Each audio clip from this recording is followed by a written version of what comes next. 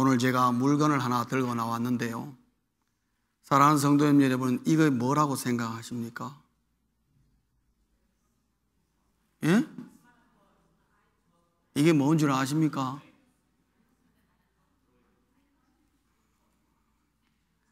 이거를 보통 뭡니까? 그러면 둘로 대답할 것입니다. 어떤 사람은 핸드폰이다 그렇게 할 것입니다. 어떤 사람은, 요즘 대세를 잘 읽는 사람은 이거 틀림없이 스마트폰이다 그렇게 할 겁니다.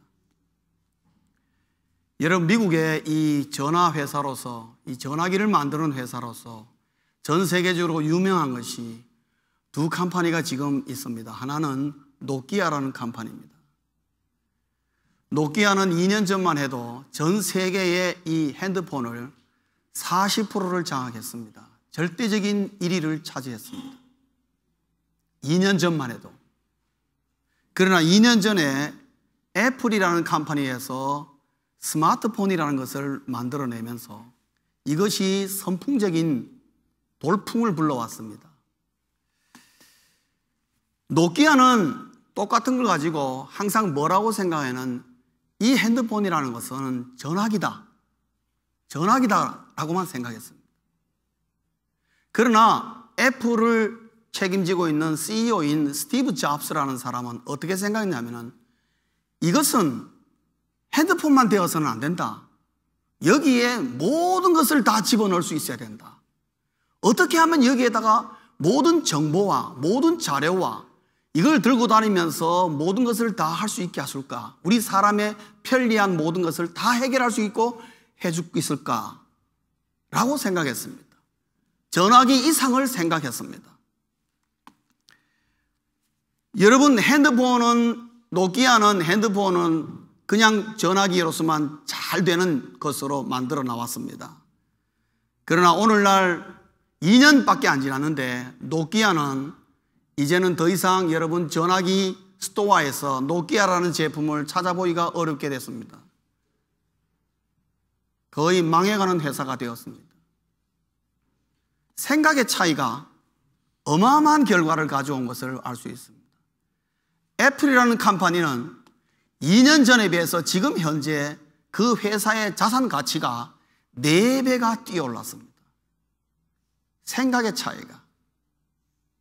저는 이것을 굉장히 엔조이합니다. 아주 목사를 위해서 만들어 갔다는 생각이 듭니다. 여러분, 이거 가지고 날씨를 점검할 수 있습니다. 그날의 날씨를, 전 세계의 날씨를 다 알아볼 수 있습니다. 이거 가지고 인터넷이 됩니다. 그리고 여기에 한영사전, 영한사전 다 들어가 있습니다. 일본어 사전, 중국어 사전 다 들어가 있습니다. 그리고 여기에 플래너가 다 있습니다. 제 스케줄, 수첩, 메모 다 됩니다. 그 다음에 영안에 한인 업소록 다 들어가 있습니다, 여러분. 그리고 이것이 GPS가 됩니다. 내비게이션이 돼서 집을 찾아갈 수 있는 약도를 다 해줍니다. 이 안에 성경이 들어가 있습니다. 한글 성경, 영어 성경 다 들어가 있습니다. 제가 보고 싶은 대로 볼 수가 있습니다. 그리고 이만한 책 20권, 30권의 분량인 백과사전이 이 안에 다 들어가 있습니다. 그리고 이 안에 각종 신문을 다 볼 수 있습니다. 제가 이거 하나 가지고 중앙일보, 한국일보뿐만 아니라 조선일보, 한국에서 나오는 동아일보 다 봅니다. 저는 이거 가지고 가끔 뉴스 시간에 라디오 코리아를 듣습니다. 저는 이거 가지고 YTN, 한국에서 YTN 뉴스 TV로 봅니다. 이거 가지고 게임도 할 수 있습니다. 이거 가지고 영화도 볼 수 있습니다. 생각의 차이가 어마어마한 결과를 가지고 있는 것입니다. 여러분, 생각이라는 것은 사람에게나 물건에게나 가치를 부여하게 되어 있습니다. 생각이 집적되어서 가치관이라는 걸 만듭니다. 노키아는 그냥 생각하기를 이것은 핸드폰이면 된다. 그리고 핸드폰 잘 나간다. 우리가 전 세계의 40%의 핸드폰을 우리가 장악하니까 문제가 없을 거라고 생각했지만은 2년이 지난 다음에 2년 사이에 이 애플의 스마트폰으로 말미암아 노키아는 완전히 사양길에 접어들고 말았습니다. 노키아는 이것을 그냥 핸드폰이라는 것으로의 가치만 부여했지만은, 그러나 애플 컴퍼니에 있는 스티브 잡스라는 사람은 여기에다가 핸드폰뿐만 아니라 여기에 모든 정보와 모든 것을 볼 수 있는 모든 엔터테인먼트를 다 집어넣어서 가치를 훨씬 높게 만들어줬습니다. 생각이 엄청난 가치를 부여할 수 있다는 것을 우리에게 가르칩니다.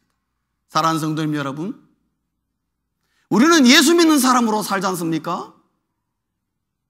여러분은 예수 믿는 사람으로서 어떤 가치관을 갖고 사십니까? 모든 인간은 나름대로의 가치관을 부여하고 삽니다. 그러고 그 가치관은 잘 바뀌지 않습니다. 그러면 그런 것이다 하고 바뀌지 않습니다.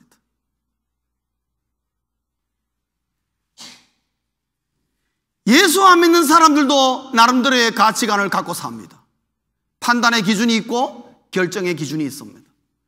예수 믿는 사람도 나름대로의 가치관이 있습니다. 그거 가지고 정의하고 판단하고 결정할 것입니다. 사랑하는 성도님 여러분, 여러분이 가지고 있는 가치관이 과연 하나님이 예수 믿을 때에 우리에게 주신 그 가치관을 여러분 갖고 계십니까? 아니면은 내 몸은 예수를 믿지만 내가 가지고 있는 가치관은 세상적인 가치관과 똑같이 옛날에 내가 살았던, 옛날에 생각했던, 옛날에 가치 부여했던 그 모습 그대로 사십니까? 그 둘의 차이는 별거 아닌 것 같지만 우리 인생을 완전히 180도 달라지게 할 수 있다는 것을, 애플과 노키아처럼 달라지게 할 수 있다는 것을 우리에게 가르쳐줍니다. 오늘 우리가 읽은 로마서 12장 1절과 2절은 바로 그 부분을 우리에게 가르쳐주고 있습니다. 오늘 여러분 이 본문을 보시면은 너희 몸을 하나님이 기뻐하시는 거룩한 산 제물로 드리라 그렇게 하고 있어요. 여기서 우리가 잘 이해하지 못하는 것은 뭐냐 하면은 너희 몸을 하나님이 기뻐하시는 까지는 좋은데 거룩한 산 제물로 드리라, 거룩한 산 제물, 즉 살아있는 제물로 드리라 라는 이 말이 무슨 말인지, 그를 몰라서 그런 것이 아니라 이 말의 구체적인 의미가 뭔지, 아마 실제적인 이해로 얘기한다면은 십자가로 나는 죽고 성령으로 말미암아 생명 있는 예배자가 되라, 막 그런 의미일 것입니다. 제가 이렇게 풀어줘도 듣는 분들은 아마 잘 이해 못할 수도 있습니다. 그러나 우리 모두가 이해할 수 있는 문제가 하나 있습니다. 오늘 여러분 12장 1절에 보면은 내가 거룩한 산 제물이 안 되면은 나는 진정한 예배자가 아니다는 결론이 나옵니다. 그렇죠? 거룩한 산 제물로 드리라. 이는 즉 거룩한 산 제물로 드릴 때에 너희가 드릴 어떻게 해요? 영적 예배니라. 내가 드리는 예배가 정말 신령과 진정의 훌륭한 아름다운 하나님이 받으실 만한 예배가 되려면은 내가 뭐가 되어야 된다고요? 거룩한 산 제물이 되어야 된다. 그러면은 거룩한 산 제물이라는 게 구체적으로 무엇인가 2절에 설명하고 있습니다. 2절에 보면 세 가지로 설명합니다. 첫째는 이 세상의 풍조를 따라가지 말라. 이 말은 뭐냐 하면은 세상의 가치관을 더 이상 가지고 있으면 안 된다. 세상의 가치관을 따라가다가는 결코 산 제물이 될 수가 없다 이 말입니다. 세상의 풍조를 따라가지 말라. 두 번째로는 심령의 변화를 받아라. 심령이 변화되어야 한다. 마음이 근본적으로 변하지 않으면 안 된다는 얘기죠. 그 다음에 세 번째로는 하나님의 뜻을 분별하는 삶을 살아야 한다는 것이죠. 이 세상의 풍조를 따라가지 말라. 심령의 변화를 받아야 한다. 하나님의 뜻을 분별하는 삶을 살아야 한다. 맞습니다. 이렇게만 되면은 거룩한 산 제물이 된다는 걸 말하고 있죠. 그런데 문제는 이 세상 풍조를 따라가지 않고 심령의 변화를 받고 하나님의 뜻을 분별하는 삶을 살고는 싶지만은 내가 아는 것만큼 알기는 아는데 내 삶이 그걸 따라갈 수 있느냐 할 때 못 따라갈 때가 많다 이 말이에요. 우리 그리스도인의 갈등은 거기에 있습니다. 정말 이 세상 풍조를 안 따라가고 싶고 심령의 변화를 정말 받아서 하나님의 뜻을 분별하는 삶을 나도 그렇게 정말 살고 싶은데 그건 어디까지나 머릿속에서 움직이는 것이고 실제로 나타나는 삶은 세상 사람들의 가치관과 조금도 다를 바 없는 그런 삶을 살 때가 있는 나 자신을 발견하는 것이죠.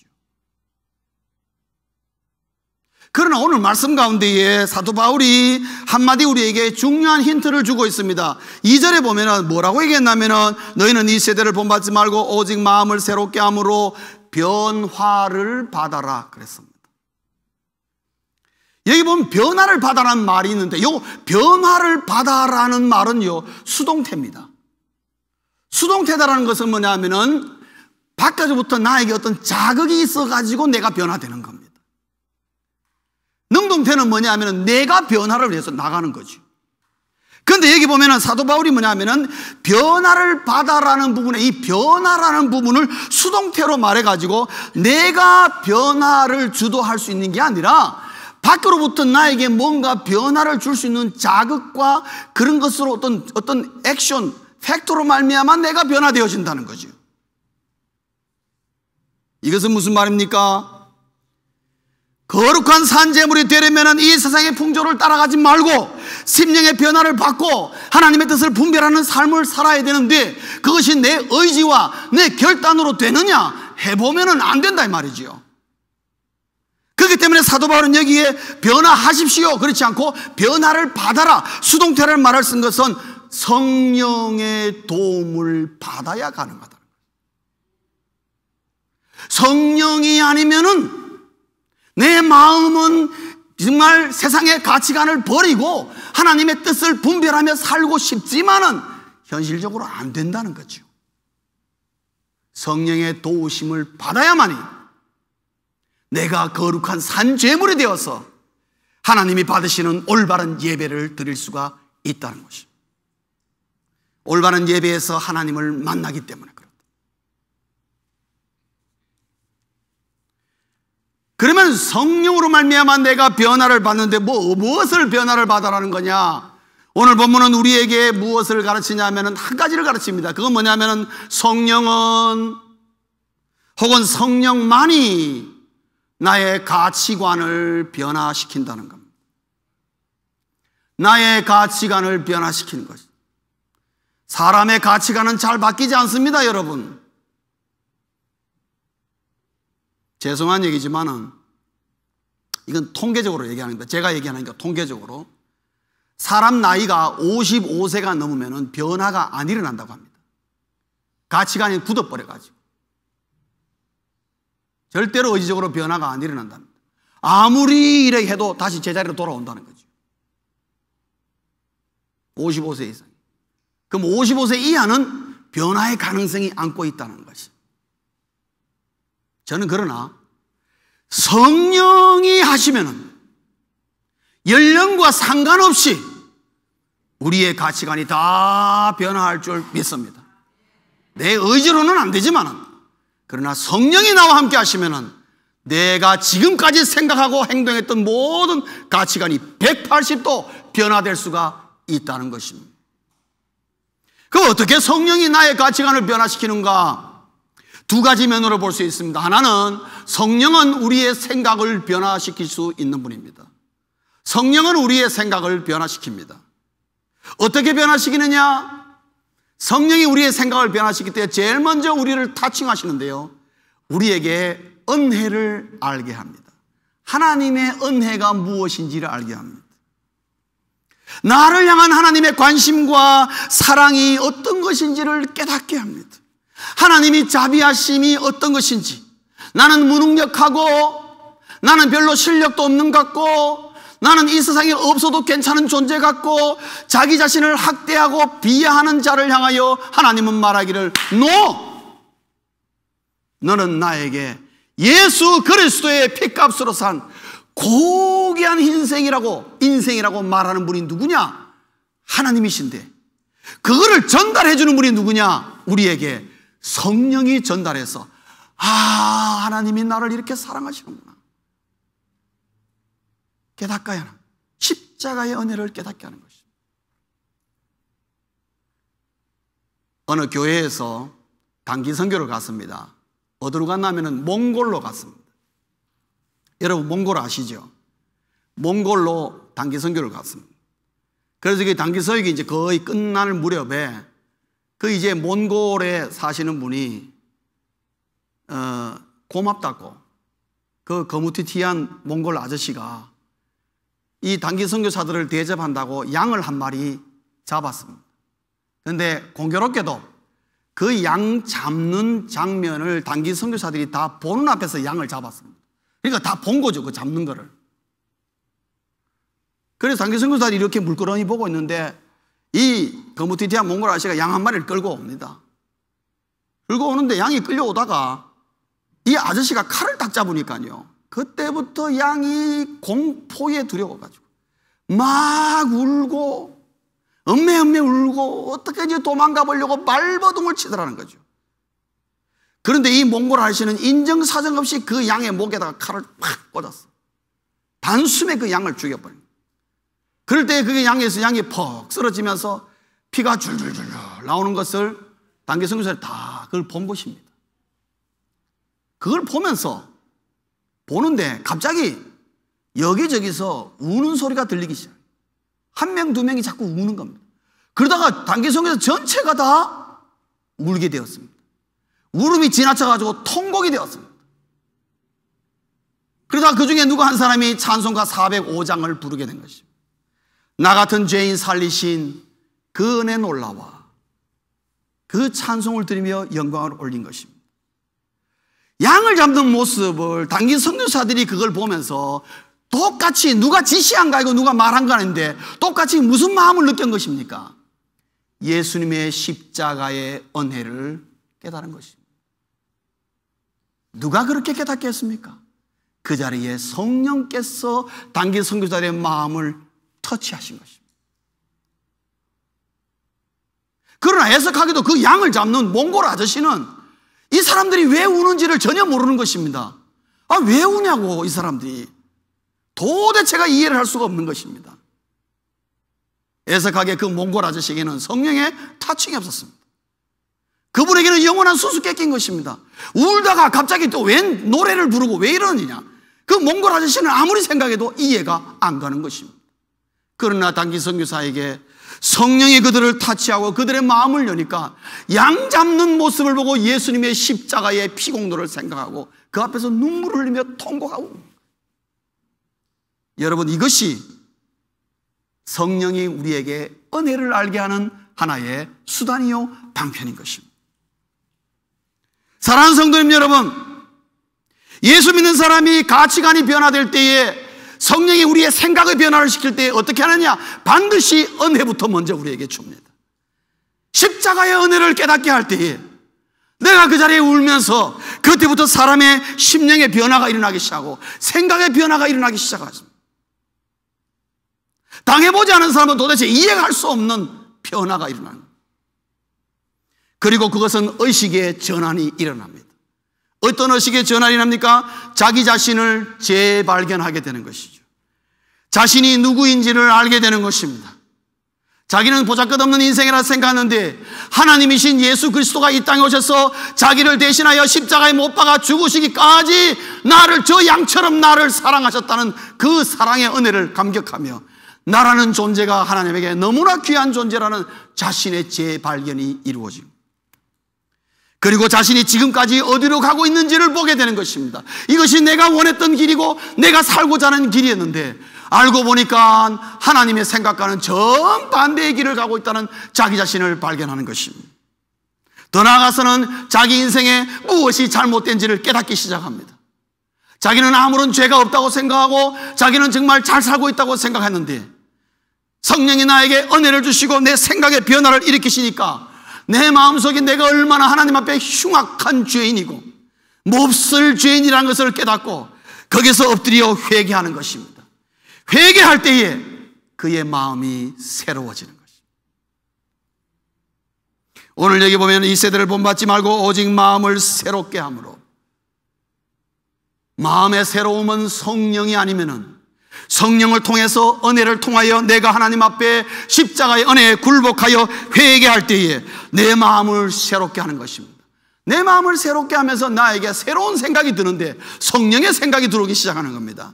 그 생각은 뭐냐? 그때까지는 어떻게 하면 나를 위하여 살까? 어떻게 하면 잘 먹을까? 잘 살까? 어떻게 하면 내가 잘 될 수 있을까? 우리 가족이 어떻게 잘 될 수 있을까? 여기에 전전긍긍하던 사람이 성령으로 말미암아 생각의 변화가 일어나면은 그때부터 무슨 생각을 하느냐? 어떻게 하면 하나님을 기쁘시게 할까를 생각하기 시작합니다. 이게 그리스도인의 발상의 개념인 것입니다. 성령으로 말미암아 이 은혜를 말지 못하고 생각의 변화가 일어날 때는 다 내가 옳은 줄 알았어요. 다 내 잘못에 살고 그저 내가 생각하고 내가 나가는 것이 바른 길이라고 생각했는데 십자가의 은혜를 보니까 전부 다 엉터리라.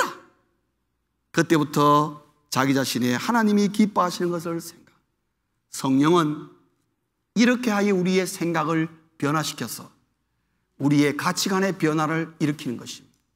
또 하나는 뭐냐? 생각의 변화. 두 번째로는 행동의 변화를 일으키는 것입니다. 성령은 우리로 하여금 행동의 변화를 일으킵니다. 생각의 변화가 일어나면 자연스럽게 행동으로 그것이 나타납니다. 왜? 사람은 생각하는 것을 행동으로 표현하기 때문에 그렇습니다. 행동으로 어떻게 표현하느냐? 헌신을 불러온다는 거죠. 헌신을 불러옵니다. 왜? 진정으로 가치 있는 것이 무엇인지를 드디어 깨닫는 것입니다. 그동안은 내가 돈을 많이 버는 것이 내 인생의 가치요? 아니면 내가 높은 명예와 아니면 공부 많이 해서 실력 있는 사람, 이 세상에서 유명한 사람, 이 세상 사람들이 나를 쳐다보고 알아주는 사람, 이것이 내 인생의 정말 목적이요 비전이요 꿈이라서 거기에 내가 헌신하다가 그것이 얼마나 허상이요 허무한 것임을 깨닫고 하나님을 향하여 진정한 가치 있는 것이 무엇인지를 발견하고 하나님을 향하여 불타는 열정을 새롭게 품게 되는 것입니다. 그리고 성령이 또 그 열정에 불을 붙입니다. 그래서 성도님 여러분, 성령으로 말미암아 내 생각의 변화가 일어나는 사람은 반드시 행동이 일어나는데 어떻게 나타나느냐? 열정으로. 열정이 없던 사람이 갑자기 열정적으로 막 정신없이 헌신하는 것을 볼 수가 있습니다. 왜요? 진정한 가치가 무엇인지를 알고 하나님을 위한 열정적인 불타는 열정이 발생하기 때문에 그렇습니다. 그러나 성령은 열정만 붙여놓고 가만 놔두시는 분이 아닙니다. 열정에다가 성령은 무엇을 부어주느냐? 신령한 분별력을 준다는 거죠. 그래서 왜냐? 지나친 열정 반드시 문제를 불러오기 때문에 그렇습니다. 또한 잘못된 열정은 문제를 불러올 수 있기 때문에 그렇습니다. 여러분, 열정만 가지고 하나님의 일을 하는 거 아닙니다. 분별력이 있어야 된단 말이지요. 가야 할 곳, 가지 말아야 할 곳, 말해야 될 순간, 말하지 말아야 될 순간, 있어야 할 곳, 있지 말아야 할 순간, 곧 그런 것들을 분별할 수 있는 하나님이 분별력을 주시는 것입니다. 그래서 내가 가진 열정이 지나친 열정이 되거나 잘못된 열정이 되지 않고 균형 잡혀서 하나님이 원하는 곳에 집중하여 열정을 쏟을 수 있도록 신령한 분별력을 주신 것입니다. 여러분, 솔로몬의 지혜는 성경에 나와 있었지만 성령이 솔로몬에게 그런 지혜를 준 겁니다. 그는 신령한 분별력을 준 것입니다. 아무도 그 생각을 하지 못한. 사랑하는 성도님 여러분, 하나님이 주시는 신령한 분별력은 말이죠, 아무도 생각하지 못하는 걸 줍니다. 여러분, 저는 그게 너무 신비하다는 생각이 듭니다. 아무리 내가 머리를 짜고 신경을 쓰고 이리저리 죄봐도 안 될 것 같은데 하나님이 어느 순간에 어떤 분별력을 탁 주면 길이 확 열려버리는 것입니다. 그게 놀라운 그 열정을 불타게 만드는 요소가 거기에 있습니다. 성령은 그렇게 하여 나의 행동의 변화를 일으켜 나가는 것입니다. 성령은 나의 가치관을 변화시킵니다. 어떻게? 생각의 변화를 일으키고 그 다음에 행동의 변화를 일으킵니다. 그래서 행동의 변화가 일어나면 이 사람은 어떻게 하느냐? 그때부터 어떻게 하면 하나님의 뜻을 이룰까를 생각합니다. 그래서 하나님의 뜻을 이루는 것을 향하여 열정을 품고 달려가게 됩니다. 이것이 바로 그리스도인의 성공 개념입니다. 하나님이 우리에게 성공적인 삶을 사는 것은 다른 게 아니라 하나님의 뜻을 이 땅에 이루는 것입니다. 나를 향하여 하나님이 원하시는 목적과 비전과 꿈을 이루는 것이, 그것이 내가 이 땅에서 성공적인 삶을 산다는 것을 하나님은 우리에게 가르치고, 사도 바울은 이것을 하나님의 선하시고 기뻐하시고 온전하신 뜻이 무엇인지 분별하도록 하라 하고 우리에게 가르쳐주고 있습니다. 가치관의 변화가 일어나야 하나님 앞에 진정한 거룩한 산 제물이 될 수가 있겠다. 가치관의 변화가 안 일어나면은 내 몸은 교회 안에 와 있지만 예배를 드리지만은 세상적인 가치관 가고는 절대로 하나님과의 엔카운터먼트, 만남이 이루어지지 않는단 말이죠. 왜? 거룩한 산 제물이 될 수가 없기 때문에 그렇습니다. 미국의 유명한 신학자요, 교수요, 목사님이신 하워드 핸드릭스라는 분이 계십니다. 그분의 글 가운데에 이런 글이 있습니다. 그분이 하루는 비행기를 탔는데 그날따라 비행기이 아주 만석이었습니다. 빈자리가 하나도 없고 빡빡하고 꽉 찼는데 그 만석인 비행기 안에 그날따라 아이들이 또 많이 탔습니다. 아이들이 많이 타면 여러분 타보시면 여기서 울고 저기서 울고 그러면 승객들 정말 짜증납니다. 거기다 그날 또 날씨까지 안 좋아가지고 비행기가 계속 출렁출렁 하는 것입니다. 난기를 만나서 계속 뚝 떨어졌다 올라갔다가, 그러니까 막 비행기 타는 승객들이 만사가 귀찮은 것입니다. 그러니까 그 불만과 불평이 전부 다 어디에 가느냐, 승무원들에게 다 쏟아지는 거예요. 막 승무원들이 너무 피곤한 겁니다. 그런데 이 하워드 목사님이 가만히 보니까 한 여승무원이 눈에 탁 띄는 거예요. 왜 그러느냐? 다른 승무원은 시간이 지나면 지칠수록 자기들도 지쳐가지고 막 에라이 모르겠다 하고 막 이래저래 수모가 없어지는데, 이 승무원은 계속 왔다 갔다 하면서 처음부터 끝까지 그 미소와 그 다음에 아이들 우는 아이들 달래주고 그 아이들에게 장난감 갖다 주고 승객들이 불평하면 불평하는 대로 얘기 다 들어주고 웃으면 들어주고 이런 걸 볼 때 하워드 목사님이 감동을 받았어요. 야, 저 승무원 정말 멋있다. 이런 가운데서도 저 승무원이 한순간도 흩뜨리지 않고 어떻게 저렇게 웃으면서 기쁜 마음으로 저렇게 서빙을 할 수 있을까? 내리기 조금 전에 이 하워드 목사님이 그 여승무원과 잠시 대화할 기회가 생겼습니다. 그래서 하워드 목사님이 그 여승무원에게 이렇게 말했습니다. 자매님, 참 자매님 같은 승무원이 있기 때문에 이 항공사는 정말 복 있는 항공사 같습니다. 정말 너무 멋있다고. 이 항공사가 정말 자매님 때문에 복 받은 것 같습니다. 그렇게 얘기했어요. 그게 이니까 내가 이 자매님이 하는 말이, 선생님, 저는 이 항공사를 위해서 일하지 않습니다. 그렇게 얘기하는 거예요. 하워드 목사님이 깜짝 놀랐어요. 그렇습니까? 그럼 혹시 뭐 승무원 노조를 위해서 일합니까? 그렇게 얘기하니까 아닙니다. 그래, 이 목사님이 궁금해. 그럼 뭘 위해서 일한다니까? 그래서 여승무원이 물었습니다. 그러면 자매님은 누구를 위해서 일하십니까? 그러니까 이 자매님이 하는 말이, 선생님, 저는 예수님을 위해서 일한답니다. 이 항공사는 단지 제게 월급을 줄 뿐이죠. 그 말에 이 하워드 목사님이 충격을 받았습니다. 자기는 목사인데도 그렇게 별로 생각해보지 못했다. 이론적으로 맞는 말인데 정말 삶 속에서 그렇게 말하는 사람을 들어본 적이 없는 거예요. 저는 예수님을 위해서 일한답니다. 똑같은 일을 하고 똑같은 승무원인데 그 여승무원만이 하는 말이, 저는 예수님을 위해서 일합니다. 그리고 이 항공사는 저에게 월급을 줄 뿐이죠. 사랑하는 성도님 여러분, 이거 돈 많이 드는 일입니까? 여러분, 힘 많이 드는 일입니까? 여러분이 할 수 없는 일입니까? 우리 다 할 수 있습니다. 힘 안 듭니다. 그러나 가치관이 변화된 자의 모습이 이렇다는 것을 우리에게 보여주는 것입니다. 가치관이 변화된 그리스도인의 모습은 별거 아닌 데서 큰 모습을 우리가 볼 수 있는 것입니다. 잠시 대화 한마디 나눴지만 이 하워드 목사님은 저 자매야말로 그리스도의 가치관을 갖고 사는 여인이라는 거예요. 겉으로 보기에는 아무 표시 안 나는 것 같지만 그러나 전혀 다른 삶을 살고 있다는 것을 보고 너무나 감동을 받았다고 합니다. 사랑하는 성도님 여러분, 하나님의 가치관을 살고 사는 것이 그렇게 어려운 일이 아닙니다. 그러나 조그마한 생각의 차이가 오는 것이지만은, 행동은 조그마한 차이가 있지만은 그 인생은 완전히 달라질 수가 있는 인생이라는 것을 우리에게 가르쳐주고 있습니다. 그것을 성령이 우리의 가치관을 변화시킬 수 있다고, 그리고 그렇게 변해야 한다고 사도 바울은 우리에게 가르쳐주고, 그래야 거룩한 산제물이 되어서 하나님 앞에 올 때마다 영의 예배를, 신령한 예배를 드릴 수 있다고 우리에게 가르쳐주고 있습니다. 말씀을 맺겠습니다. 성령은 가치관을 변화시키는 위대한 트랜스포머인 것입니다. 이 놀라운 혜택을 누리시기를 주의 이름으로 축원합니다. 여러분, 세상적인 가치관은 어떤 가치관입니까?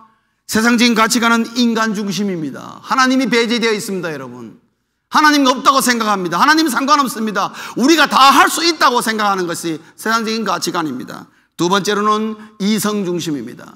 내 머리로 이해되지 않는 것은 다 거부하는 것입니다. 세 번째로는 경험 중심입니다. 내가 만져보고 내가 만나보고 내가 눈으로 확인해야 믿는 그런 마음을 갖고 사는 것이 세상적인 가치관입니다. 그리고 세상적인 가치관은 자연주의입니다. 눈에 보이지 않는 것은 다 못 믿는 것입니다. 눈에 보이는 이 내추럴, 이것만이 우리가 믿을 수 있는 것이라고 그렇게 생각합니다. 그게 세상적인 가치관입니다.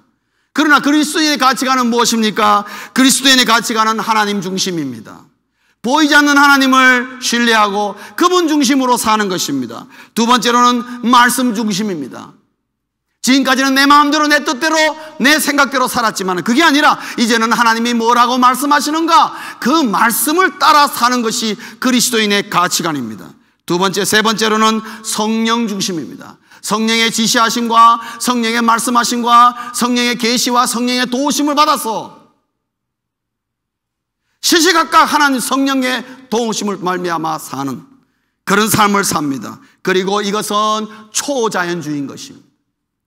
눈에 보이지 않는 영의 세계를 볼 줄 아는, 그게 그리스도인의 가치관인 것입니다. 사도 바울은 얘기하기를, 예수 믿는 그리스도인은 성령으로 말미암아 이 세상적인 가치관을 버리고 그리스도의 가치관, 하나님의 가치관으로 반드시 바꿔야 된다, 변화되어야 된다. 왜냐? 세상적인 가치관과 그리스도의 가치관은 둘이 함께 할 수 없기 때문에 그렇습니다. 둘 중에 하나는 반드시 버려야 된다는 것입니다. 왜요? 공존할 수 없는 것이기 때문에 그렇다는 것입니다. 그리고 무엇보다도 세상적인 가치는 결국 사망으로 가기 때문에 그렇습니다. 왜냐? 그 가운데는 하나님이 없는 수많은 우상들이 존재하는 것인데 반드시 하나님의 심판으로 사망에 이를 것인 그 세상적인 가치관을 우리가 성령의 도우심으로 빨리 버리면 버릴수록 올바른 그리스도인으로 살 수 있다는 것입니다. 성령님만이 저와 여러분의 가치관을 변화시킬 수 있다는 것입니다.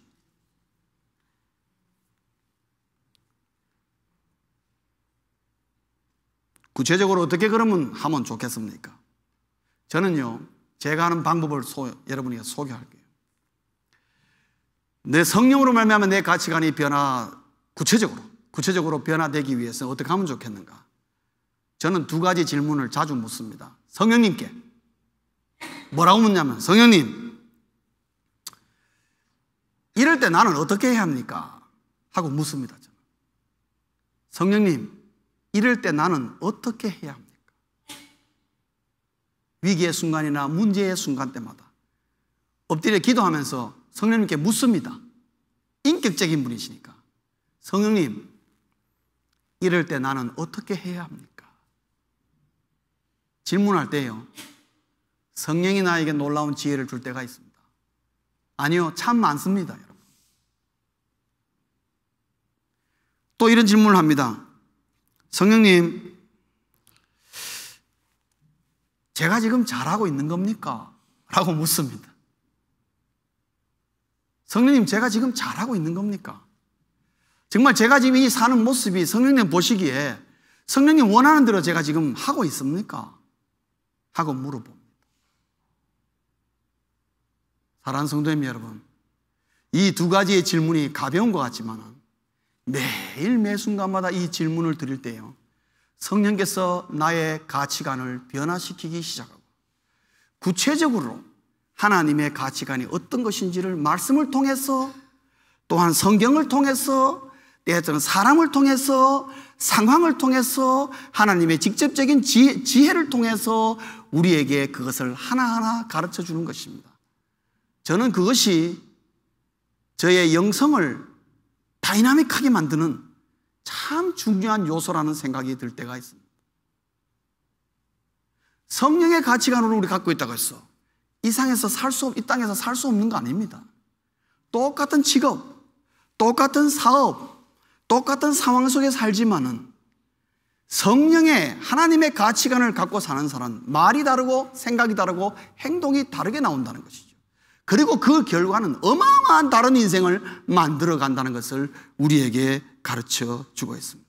사랑하는 성도님 여러분, 성령님께 도움을 요청하십시오. 주여, 성령이여, 내 가치관을 변화시켜 주시고 세상적인 가치를 내가 버리고 땅에 내려놓고 그리스도의 가치관으로 새롭게 나를 변화시켜 주옵소서.